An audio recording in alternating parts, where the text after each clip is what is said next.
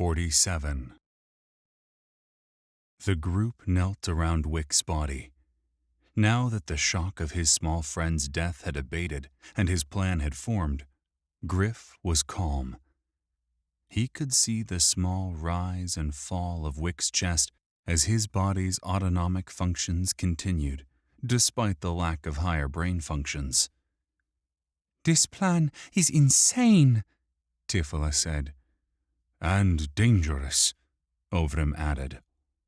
"Plan stupid," Zeg said. "Zeg have better one." The diminutive demon jumped from Tifla's shoulder and landed on Wick's chest. He grabbed Wick's cheeks in his thin hands and tugged and shook the gnome's face. "Wakes up, smelly blue hair." Ovrim, his arm repaired by Tifla's life magic, reached down and grabbed the imp, who got in one last kick before being pulled away. "Not helping," Ovrim said, scolding the small creature. "There is no other way," Gryph said. "If Ovrim is right and Wick's soul still exists in this mind-verse, then I am the only one who can get to him." "Assuming your assumptions are correct," Ovrim said. "You know what they say about assumptions." "They make an ass out of you and me," Gryph said. The Zaidai looked confused, but nodded. "Sure, that works." "He's saying it is too dangerous. If what you suspect is true, then you are putting not only yourself, but the Godhead at risk." "The evil that lives here cannot, must not get this kind of power. Ever," Ovrim stated. Zeg agree. Smoky Skull Man is real jerk, and Zeg knows jerks when Zeg sees jerks. "He'd do it for all of us." Gryph looked from Tifla to Ovrim to Zeg. "Well, most of us." A scowl crossed the imp's face. "A short, ugly man do for Zeg. Zeg knows he would." Tifla stroked the small demon's head, and Gryph almost believed that the imp cared for Wick. "The realms are a very weird place," Gryph thought. "Then you must do it alone," Ovrim said, crossing his arms for extra emphasis. Gryph inhaled deeply and then grabbed both of the red-eyed man's shoulders. "I understand your fears. You seem to know more about this thing than any of us, and normally I'd defer to your judgment here. But we both know that Wick doesn't have long." This earned a small sniffle from Tifla. "And if the Barrow King consumes him and reforms in this realm, then all of this starts again." Gryph waved his hands about in a dramatic fashion, encompassing the bodies, both human and undead.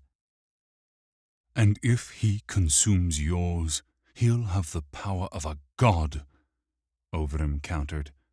"Who knows what evil he could wreak with such power?" "I know you don't know me.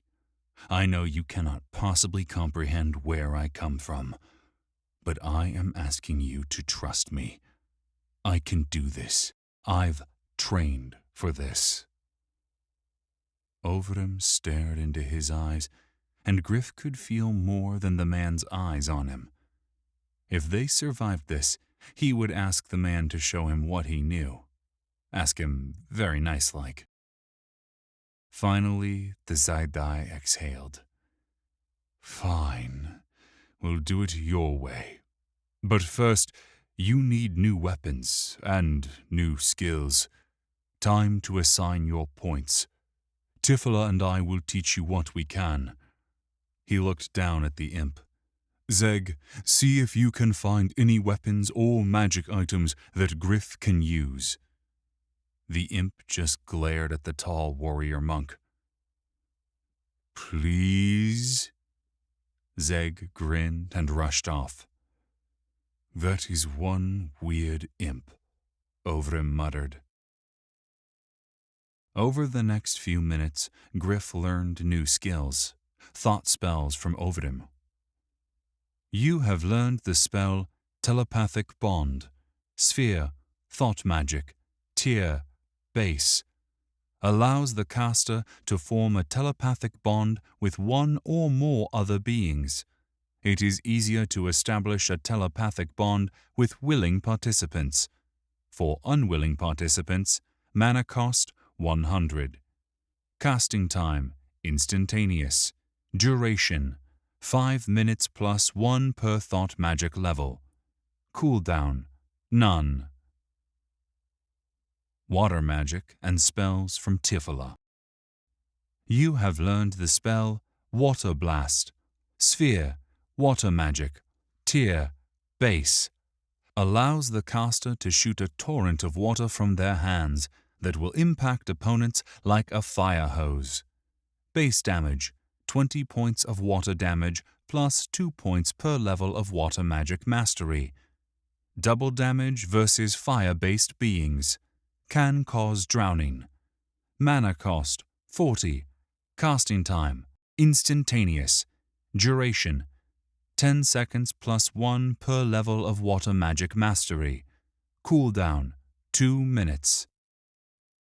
You have learned the skill Water Magic. Level 1. Tier Base. Skill type Active. You are now able to wield the power of water magic. Water magic allows the user to manipulate liquids of all kinds. Water magic is primarily used for offensive and defensive purposes, but can also be used to summon or create creatures made of water. Water magic is also capable of changing one liquid into another. Spells that make use of ice and cold are the province of water magic. And, surprise of surprises, chthonic magic and spells from Zeg. The mischievous imp hadn't asked Gryph's permission. He'd just jumped onto Gryph's head and forced the knowledge into his mind.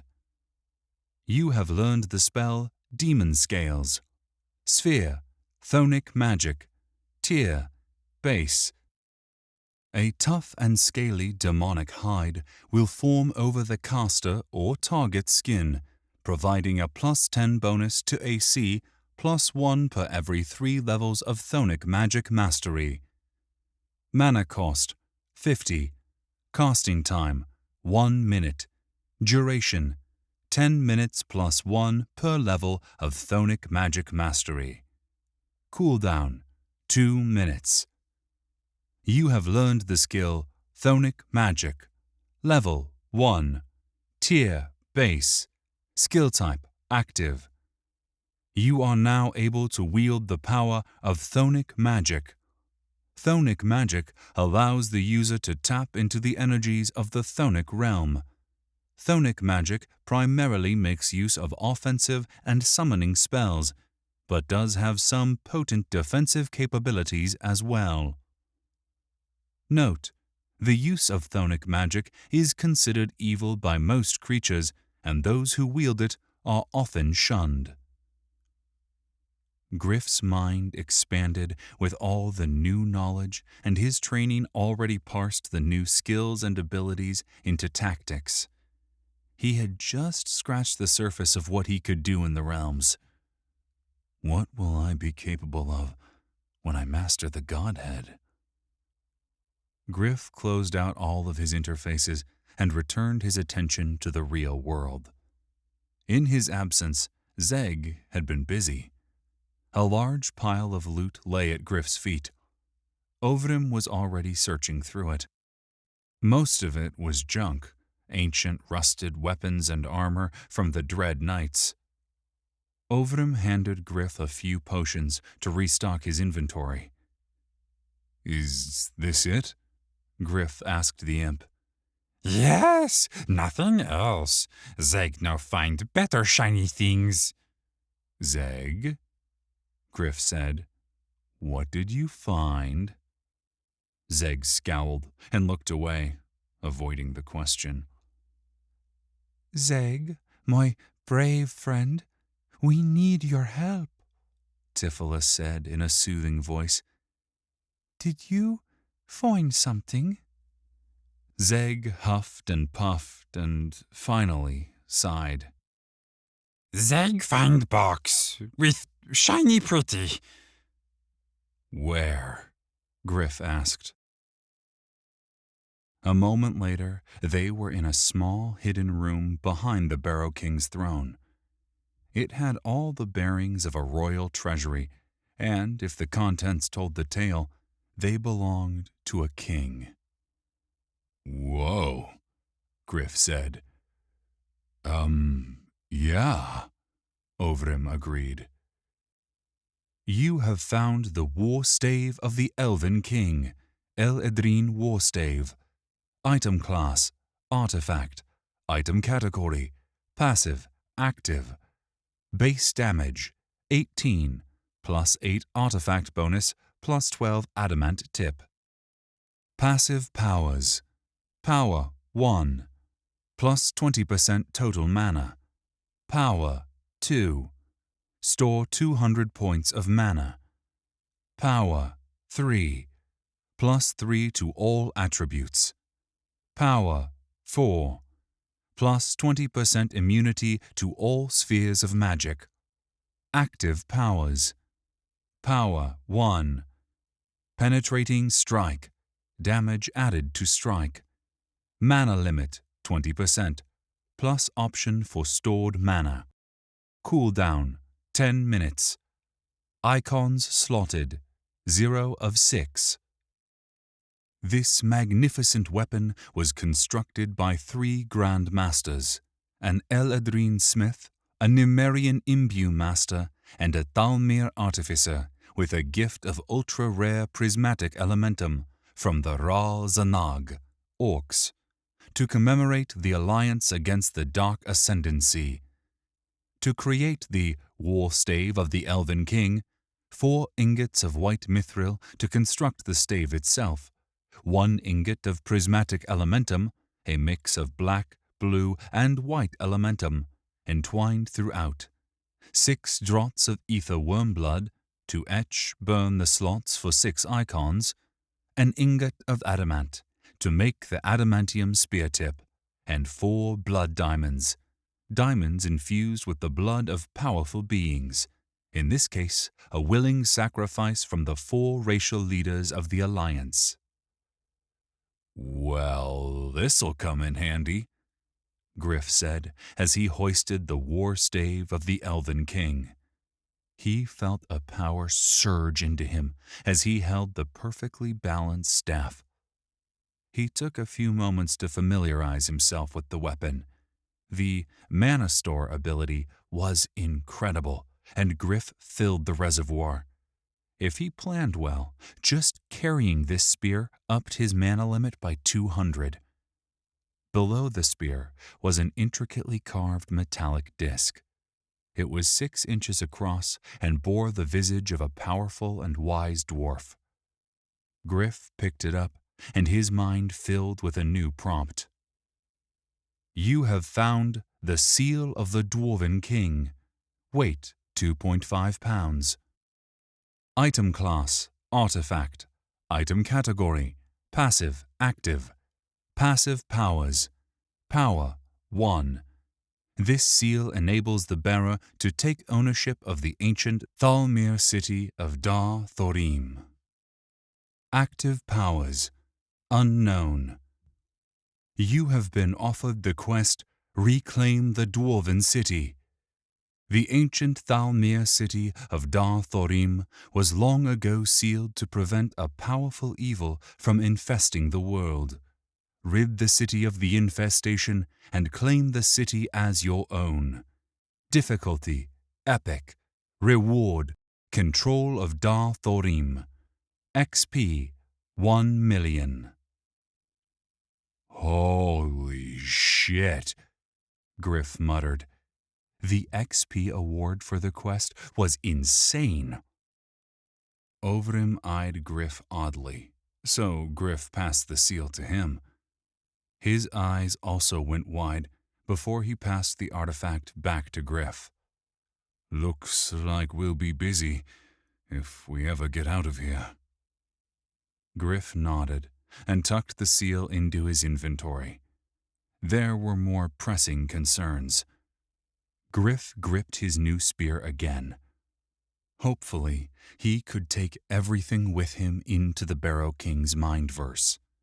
If not, what he had planned would be near impossible. They returned to the throne room. Tifila had made a makeshift bed out of discarded cloaks and old bits of cloth and laid Wick's empty body on top of it. She was gently washing the dirt and grime from his face and eased his maker goggles from his head. She walked up to Gryph and handed the goggles to him. Perhaps this will aid you in your quest. Gryph shook his head. They belong to your husband. And they will help you find him. Give them back when you both return. Gryph nodded his thanks and placed the goggles over his head, leaving them to dangle at his neck. Ovrim shook his hand and wished him luck. Even Zeg seemed genuine when he told Gryph that he "No want you go dead." Ready as he would ever be, Gryph picked up the skull, and a prompt popped into his mind. Do you wish to change your respawn location to this respawn point? Gryph tapped the yes icon. Congratulations, you have changed your respawn point. I'm ready, Gryph said and pulled down his cowl, exposing the back of his neck. Ovrim drew his saber and walked up behind Gryph. The point settled at the base on his skull. See you soon, my friend. Tifila stood in front of him, her smile trying to hide the worry in her eyes.